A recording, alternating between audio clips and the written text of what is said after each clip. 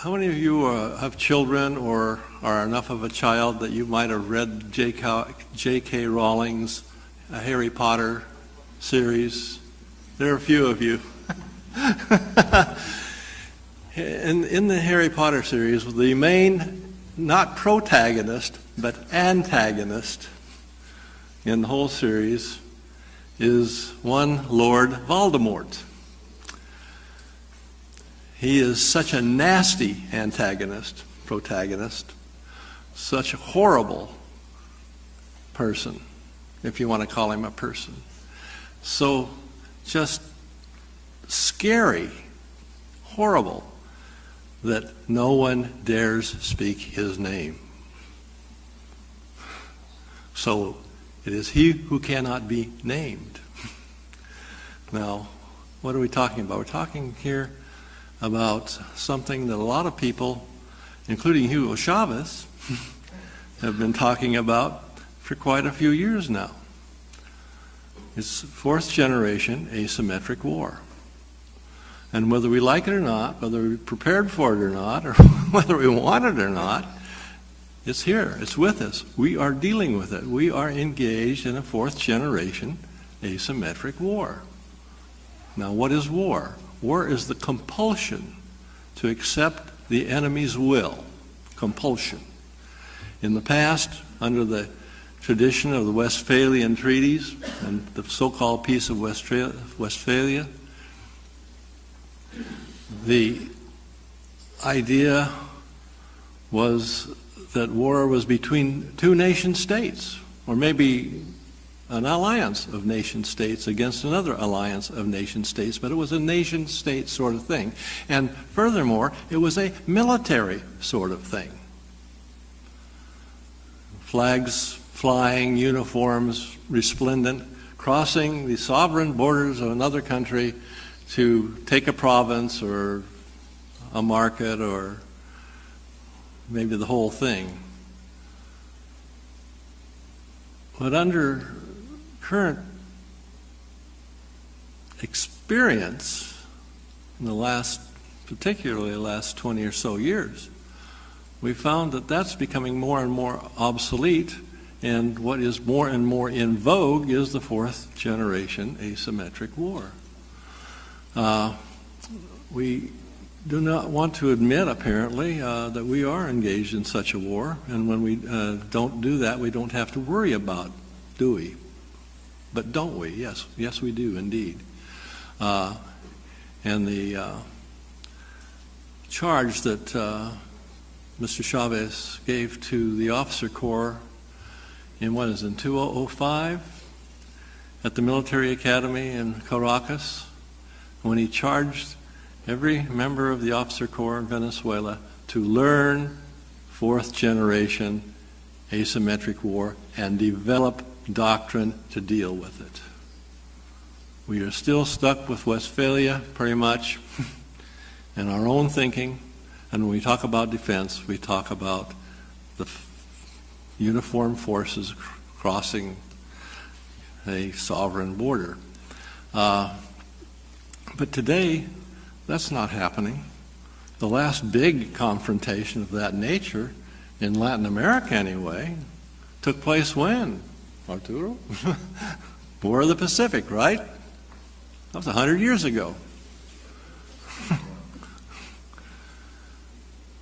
But we have been engaged, whether we want to admit it or not, whether we like it or not, in a problem of fourth generation asymmetric war. What's the objective of fourth generation asymmetric war? It's not to crush another military organization or to destroy a nation's capability of fielding a military force abroad. The objective is to wear down, slowly but surely, the will of the targeted country for the purposes of, say that again? Gaining influence.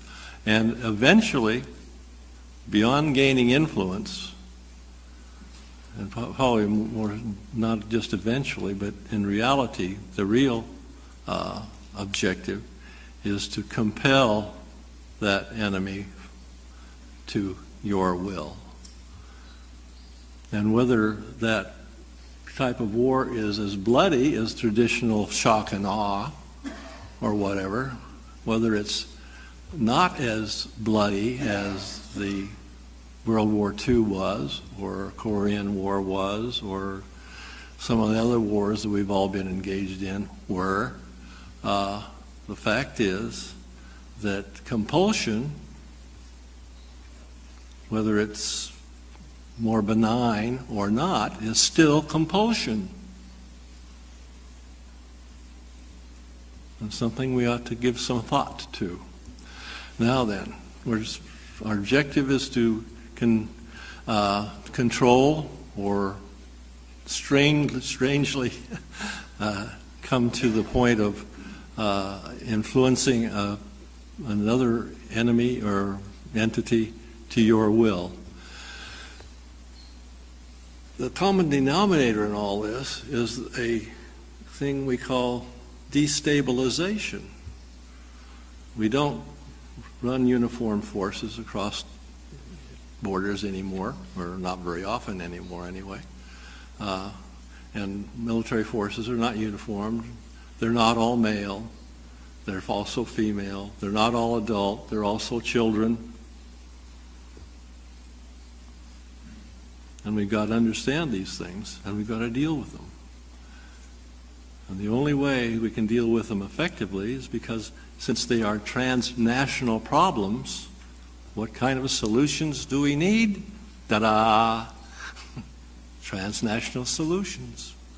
And Ambassador Naudi has suggested not only that we go that direction, but we take another step further. We have to use brain power. Brain power is the main weapon in this context. Brain power. Smart power. It's not firepower. What took down the Berlin Wall? Tanks, artillery, airplanes? No, the German Deutschmark. Ta-da!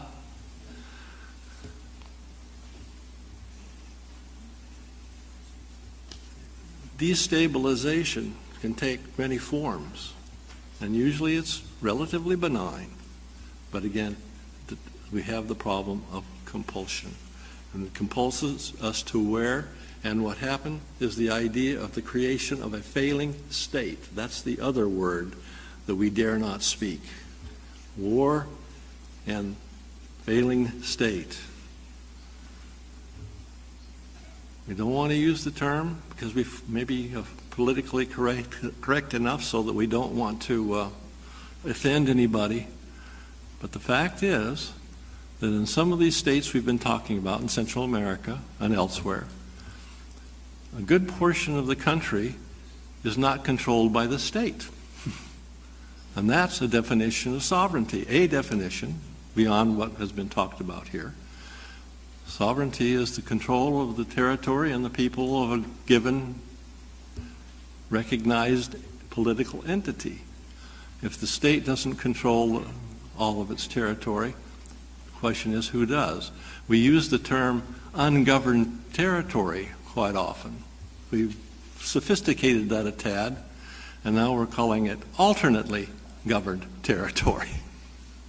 But the point is, it's not the state that's doing this. It's non-state groups, belligerent, violent, and kind of nasty like Lord Voldemort.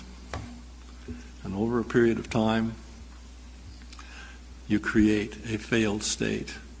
And then you can, with that, you can step in and take control of that state. Not only take control of it, but go a little beyond, perhaps. And then what happens to the state? It just doesn't wither away. It still exists. Somebody's going to have to take care of it if nobody comes in and takes control of it and runs away with it. Haiti comes to mind. letting Haiti fail has been a terribly expensive process for the West. Other countries have been known to become criminal states,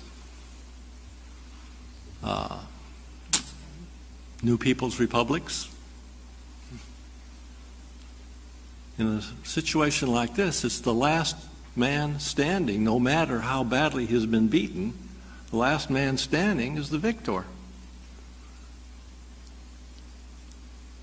And it's a little dicey, and I know that